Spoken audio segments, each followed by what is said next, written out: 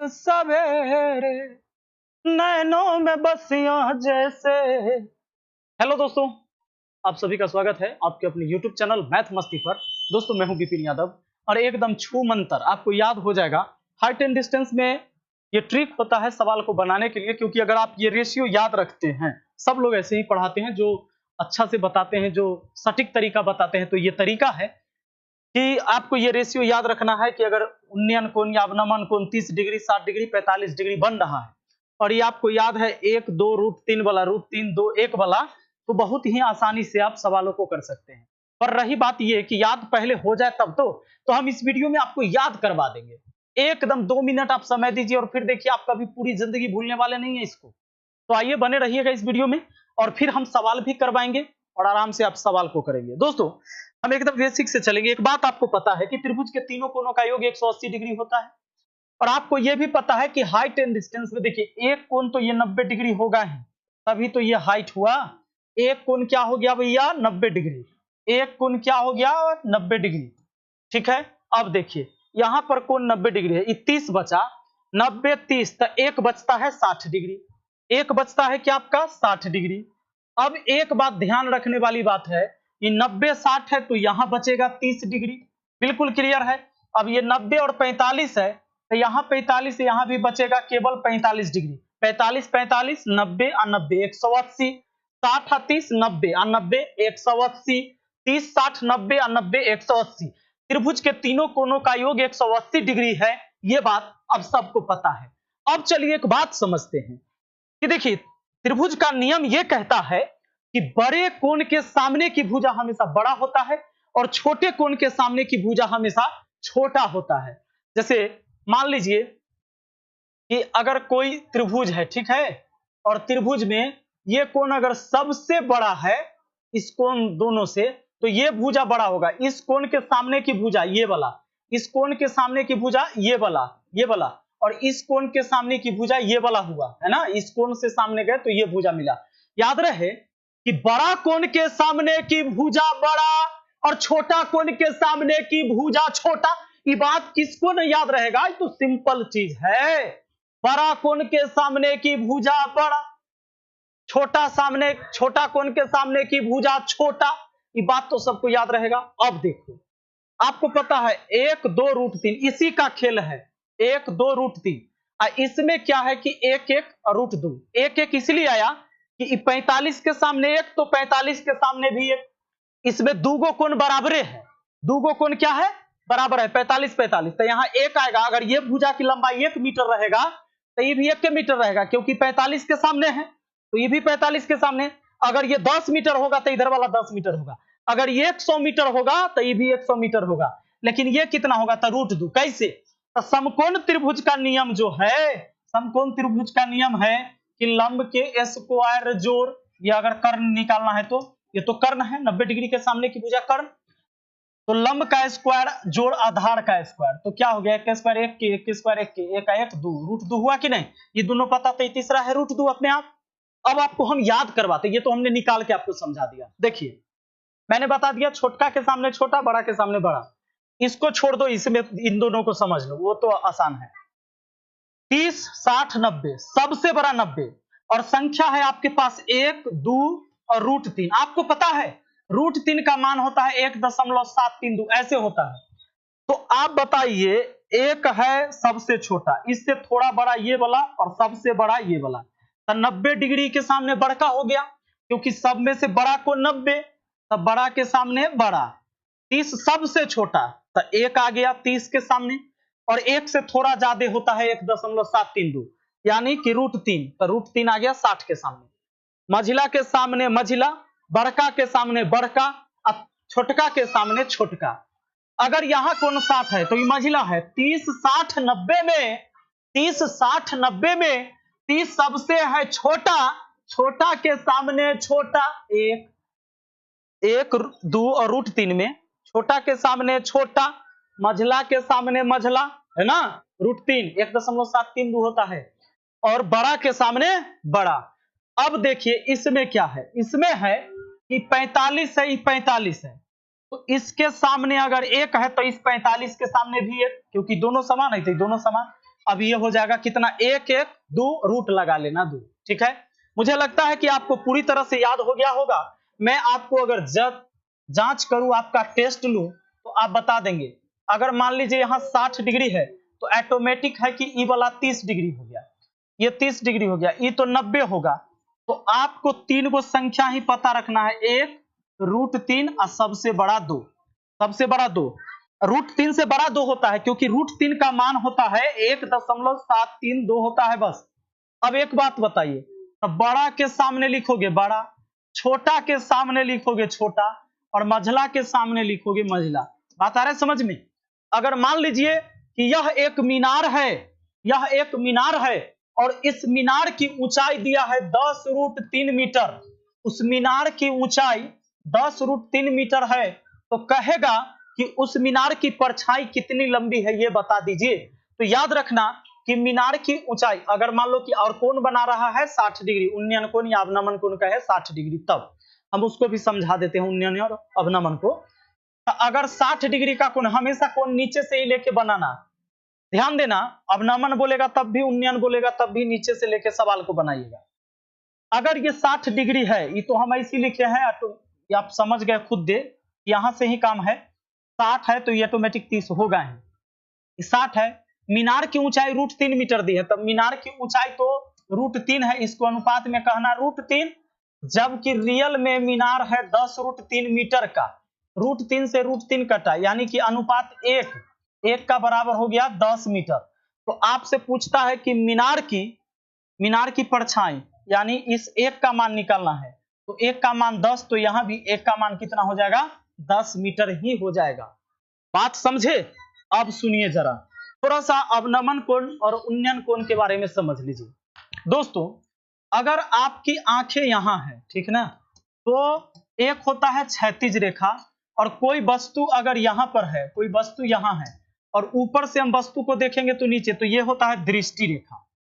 तो जो हमारे आंख के सामने है वो एक क्षैतिज रेखा हो गया, जो हमारी हाइट है इसके सामने, लेकिन जिस वस्तु को हम देख रहे हैं नीचे, तो ये दृष्टि रेखा हो गया, इसके बीच ही कोण बनता है। तो जब ऊपर से कोई वस्तु नीचे देखा जा रहा हो, तब तो ये होता है अवनमन कोण, अवनमन कोण, ठीक है। लेकिन अगर मान लीजिए कि आंख यहां पर है नीचे और हम कोई ऊपर की वस्तु को देख रहे हैं, यहां है वस्तु, तो हमारा तो आंख ये है, तो आंख के पैरेलल एक लाइन खींचेंगे, ये क्षैतिज रेखा और ये हो गया दृष्टि रेखा। तो ये जो कोण बनेगा, चूंकि अब हम ऊपर देख रहे हैं, तो यहां उन्नयन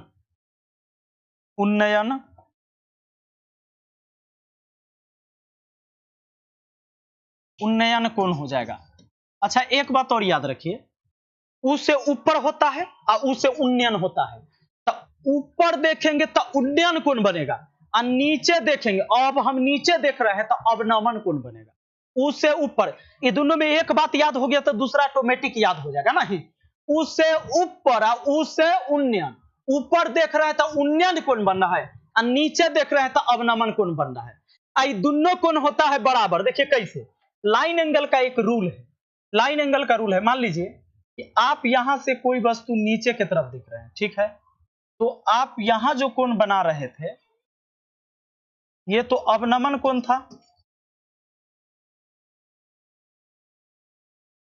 क्योंकि आपकी आंखें यहां थी, ठीक है, और आपका ये क्षैतिज रेखा और ये हो गया आपका दृष्टि रेखा, ठीक।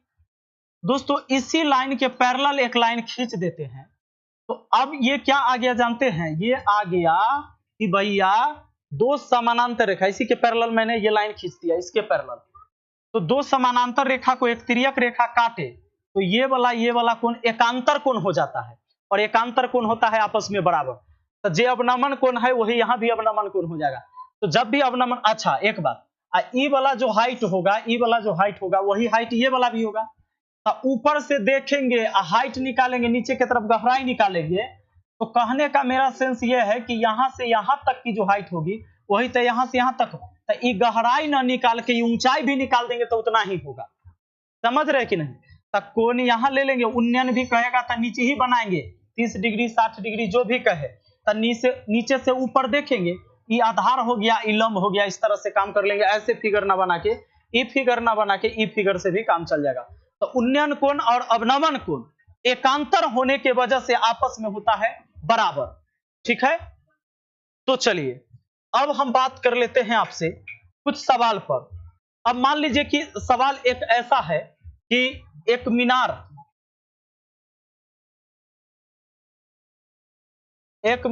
की ऊंचाई 20 मीटर है तथा वह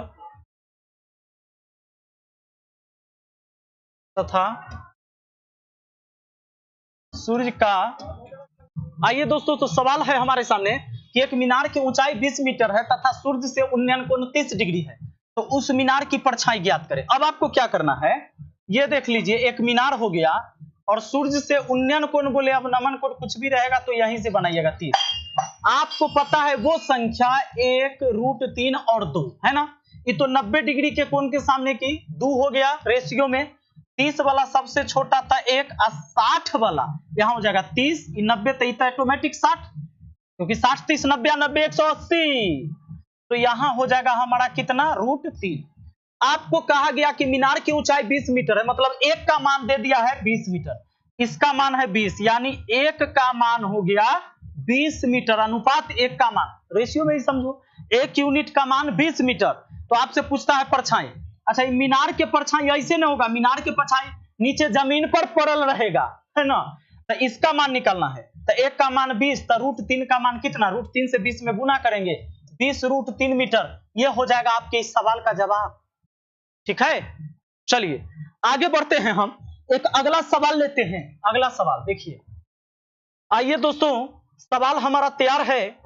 प्रश्न कहता है, प्रश्न क्या कहता है जरा एक बार देखिए, यहां पर सवाल कहता है, यदि समुद्री तल से 180 मीटर ऊंचाई पर स्थित एक टावर के ऊपरी भाग से एक गार्ड एक शत्रु बोट को 60 डिग्री के अवनमन कोण पर देखता है, तो टावर के तल से नाव की दूरी क्या होगी। क्या होता है कि एक टावर पर, मतलब सिपाही के चढ़े वाला टावर है, एयरटेल वाला टावर नहीं, तो वहां पर चढ़ के एक गार्ड जो है दुश्मनों को देखते रहता है, और वो देखता है कि 100, यहां पर देख लीजिए, समुद्री तल से 180 मीटर की ऊंचाई पर स्थित एक टावर के ऊपरी भाग से एक गार्ड देख रहा है, मतलब एक टावर है जो 180 मीटर है समुद्री तल से ऊंचा, और वो देखता है कि यहां से वो चढ़ के देख रहा है कि एक नाव इधर की तरफ उसके टावर की तरफ आ रही है, और तो मान लीजिए कि अभी नाव यहां है और वह कोण बना रहा है कितने डिग्री का, 60 डिग्री का, वो 60 डिग्री का अवनमन कोण बना रहा है।